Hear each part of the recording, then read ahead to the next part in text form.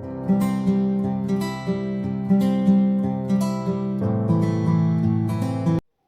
Friends, आज की video में हम गरारा बनाने वाले हैं। तो यहाँ पर हमने यह नेट का फैब्रिक लिया है और लाइनिंग का फैब्रिक लिया है। तो पहले हम लाइनिंग के फैब्रिक की कटिंग करेंगे। तो फैब्रिक को हम 4 लेयर फोल्ड करेंगे और जो गरारे का ऊपर वाला पार्ट होता है उसकी हम कटिंग करेंगे। तो यहाँ पर हमने फैब्रिक को 4 लेयर फोल्ड करके अच्छे से सेट किया है। उसके बाद में ऊपर वाले पार्ट की हम लंबाई नापेंगे। तो यहाँ पर हम पहले 2 इंच ऊपर बेल्ट का एक्स्ट्रा छोड़ देंगे। यहाँ पर हम एक स्ट्रेट लाइन खींचेंगे। यह बेल्ट का एक्स्ट्रा फैब्रिक है, इसे हम लेंथ में नहीं काउंट करेंगे। तो यहाँ पर हम लंबाई लेंगे 17 इंच। टोटल लंबाई थी 16 इंच, तो हमने यहाँ पर 1 इंच मार्जिन का ऐड किया। तो 17 इंच पर हमने यहाँ पर निशान लगाया।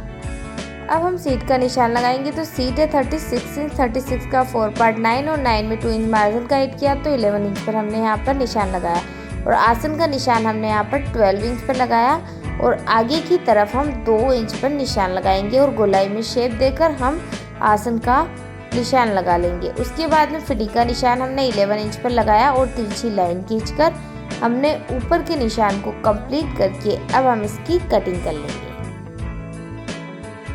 ऊपर के पार्ट की कटिंग करने के बाद अब हम नीचे के पार्ट की कटिंग करेंगे। तो नीचे हमें सल भर के इसमें एक्स्ट्रा घेर रखना है। तो यहाँ पर जो भी बचा हुआ फैब्रिक है उसे हम बस बीच से कट कर लेंगे और ये जो भी चौड़ा फैब्रिक है सारा सल भर के हम घेर में यूज़ में ले लेंगे। लाइनिंग की कटिंग करने के बाद अब हमारे मेन फैब्रिक की हम कटिंग करेंगे। तो यहाँ पर हमने फैब्रिक को 4 लेयर फोल्ड किया, उसके बाद में एक बार और फोल्ड किया, यानी कि टोटल 8 लेयर। अब हम गरारा की लेंथ नापेंगे। तो गरारा की लेंथ है 35 इंच। तो यहाँ पर हमने 2 इंच मार्जिन का ऐड किया और 37 इंच नापा और ऊपर का जो पार्ट हमने अलग से कट किया है 17 इंच का। तो वहाँ पर हमने 17 इंच पर निशान लगाकर ये नीचे वाला हिस्सा अलग कर लिया है, यानी कि हमारा जो नीचे वाला घेर है यह कट के तैयार हुआ है। तो हमने इसे बीच में से अलग कर लेंगे और 2 पार्ट कर लेंगे ताकि दोनों पैर की साइड हमारी कट के तैयार हो चुकी है। अब जो ऊपर का बचा हुआ हिस्सा था उससे हमने जो लाइनिंग में हमारा आसन वाला हिस्सा कट किया था बस उसी को रख के उसके बराबर हम इस मेन फैब्रिक को कट कर लेंगे। तो हमने यहाँ पर हमारे जो मेन फैब्रिक है उसको 4 लेयर फोल्ड किया और लाइनिंग के फैब्रिक को रख कर हाफ इंच चारों तरफ से एक्स्ट्रा कट कर लिया। अब हम कटिंग करने के बाद स्टिचिंग स्टार्ट करेंगे। तो यहाँ पर स्टिचिंग में हम सबसे पहले जो आसन वाले पार्ट की हमने कटिंग की थी तो उसमें हम लाइनिंग और मेन फैब्रिक दोनों को चारों तरफ से स्टिच कर लेंगे। उसके बाद में जो नेट का फैब्रिक एक्स्ट्रा था उसे हम चारों तरफ से कट कर लेंगे। तो यहाँ पर आप देख सकते हो कि हमने एक्स्ट्रा फैब्रिक को कट किया है। उसके बाद में हम यहाँ पर दूसरी साइड के हिस्से को भी इसी तरीके से तैयार कर लेंगे।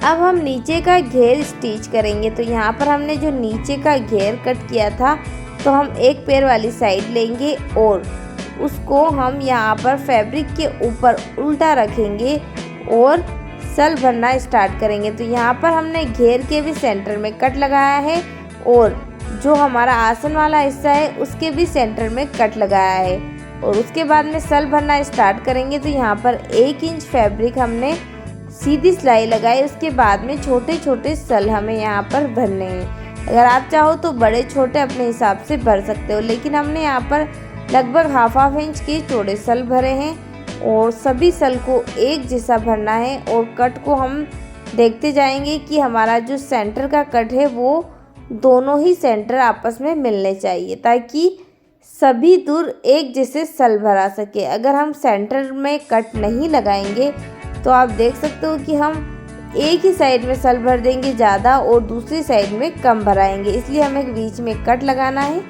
ताकि हमें पता चल सके कि सेंटर में सल बराबर है। आप देख सकते हो कि हमने चारों तरफ एक जैसे सल भरे हैं। अब हम लाइनिंग के फैब्रिक का जो घेर कट किया था उसे लेंगे और उसमें भी बड़े बड़े या छोटे जैसे भी भरना चाहो आप भर सकते हो। बस सल भरते जाएंगे और पूरे घेर में बराबर बराबर लाइनिंग में भी थोड़ी थोड़ी दूरी पर सल भर देंगे और उसे भी हम घेर के ऊपर स्टिच कर देंगे।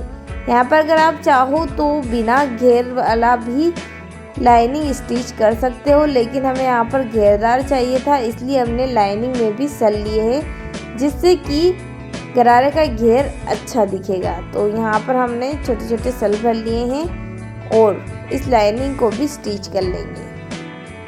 यहाँ पर हमने लाइनिंग का फैब्रिक और मेन फैब्रिक दोनों स्टिच कर लिए हैं। अब लाइनिंग को हमें नीचे से फोल्ड करनी होगी, तो हम इसे थोड़ा चौड़ा फोल्ड करेंगे।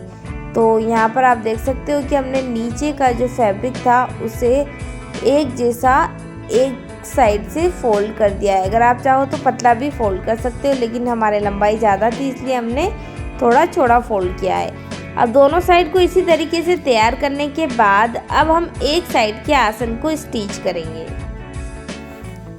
हम यहाँ पर एक साइड के आसन को इसलिए स्टिच करेंगे क्योंकि यहाँ पर हमें बेल्ट इसमें फोल्ड करना है। तो एक साइड का आसन स्टिच करेंगे और दूसरे साइड के आसन को अभी हम खुला ही रखेंगे और पहले बेल्ट को फोल्ड करेंगे। तो आप देख सकते हो कि हमने यहाँ पर 2 इंच एक्स्ट्रा फैब्रिक रखा था, तो बस उसी 2 इंच के फैब्रिक को हमें फोल्ड करते हुए यहाँ पर बेल्ट को फोल्ड करना है। तो बस इसे एक जैसा बेल्ट हम यहाँ पर फोल्ड कर लेंगे। अब हमें यहाँ पर लगभग 1-1.25 इंच का इलास्टिक डालना है, इसलिए हमने यहाँ पर लगभग 1.5 इंच चौड़ा बेल्ट रखा है। तो बेल्ट को अच्छे से एक जैसा फोल्ड करने के बाद अब हम इसमें इलास्टिक डालेंगे। तो यहाँ पर हम इलास्टिक को किसी पिन या क्लिप की मदद से डालेंगे। तो हमें कमर से 5 इंच से कम लेना है। तो यहाँ पर हमने 28 इंच का इलास्टिक लिया है। लगभग कमर 32 या 33 इंच थी, तो हमने 4 से 5 इंच से कम लिया है। तो आप देख सकते हो कि हम अब इस इलास्टिक को बेल्ट के अंदर डालेंगे और फिर इलास्टिक को जब यह बेल्ट के बराबर अंदर की तरफ चला जाएगा तो इसे हम एक साइड से स्टिच कर देंगे बेल्ट के साथ, जिससे कि इलास्टिक दूसरी साइड से खींचने पर बेल्ट के अंदर नहीं घुसेगा। तो हमें ध्यान रखना है कि इलास्टिक पूरा बेल्ट के अंदर नहीं जाए और जब बराबर आए तो इसे स्टिच कर दे, जिससे कि यह बेल्ट के अंदर नहीं जाएगा। आप देख सकते हो कि हमने यहाँ पर इसे स्टिच किया है। उसके बाद में दूसरी साइड से हम इलास्टिक को निकाल लेंगे और दूसरी साइड से भी बेल्ट के साथ स्टिच कर देंगे। दूसरी साइड से भी इलास्टिक को बेल्ट से स्टिच करने के बाद हम इलास्टिक को आसानी से खींच सकते हैं, जिससे कि बेल्ट के अंदर नहीं जाएगा। और दूसरी साइड से स्टिच करते वक्त इस बात का भी ध्यान रखें कि बेल्ट के अंदर इलास्टिक कहीं से घूम तो नहीं रहा है, या फिर आप बोल सकते हो कि इलास्टिक में कहीं बल तो नहीं आ रहा है। तो हम इलास्टिक को एक जैसा डालने के बाद अब हम इलास्टिक को खींचते हुए बेल्ट के ऊपर सिलाई लगाएंगे, जिससे कि इलास्टिक बेल्ट के अंदर बिल्कुल फिक्स हो जाएगा और यह बाद में भी कभी मुड़ेगा नहीं। तो यहाँ पर हमने 2 सिलाई बेल्ट के ऊपर लगाई है। अगर आप चाहो तो इलास्टिक की सेंटर में एक सिलाई भी लगा सकते हो, लेकिन 2 सिलाई लगाने से इलास्टिक में एकदम रेडीमेड लुक आता है, इसलिए हम यहाँ पर 2 सिलाई लगाएंगे। अब हम दूसरी साइड के आसन को भी स्टिच कर लेंगे। तो आप देख सकते हो कि इस तरीके से इलास्टिक बेल्ट के अंदर डालना कितना आसान है। अगर आप बिगनर्स हो तो आप यह तरीका यूज़ करें, आपको बहुत ही आसानी होगी। अगर आप बेल्ट को गोल फोल्ड करो और उसके बाद में इलास्टिक डालोगे तो आपको इलास्टिक डालने में थोड़ी प्रॉब्लम हो सकती है। तो यहाँ पर अब हमने आसन को स्टिच कर लिया है। अब हम आसन से लेकर मोहरी तक नीचे की तरफ यह गोल वाली सीधी सिलाई लगाएंगे, क्योंकि यहाँ पर हम मोहरी से लेकर अक्सर आसन तक सिलाई लगाते हैं और फिर दूसरी मोहरी तक जाते हैं, लेकिन हम यहाँ पर आसन से मोहरी की तरफ इसलिए सिलाई लगा रहे हैं क्योंकि यहाँ पर गरारा में अस्तर भी है और घेर भी है, इसलिए हम यहाँ पर मोहरी से आसन की तरफ नहीं जाएंगे बल्कि आसन से मोहरी की तरफ आएंगे, ताकि हमें यह सिलाई लगाने में आसानी हो। इसी तरीके से फिर दूसरी साइड में भी आसन से मोहरी तक सिलाई लगा लेंगे। अगर फिर बाद में आप डबल सिलाई करते हो तो मोहरी से आसन और आसन से मोहरी तक जा सकते हो। तो उसके बाद में हमारा गरारा कंप्लीट है। आप देख सकते हो इसका कितना अच्छा लुक आया है। अगर आपको ये वीडियो पसंद आई हो तो प्लीज़ वीडियो को लाइक कीजिए, चैनल को सब्सक्राइब कीजिए।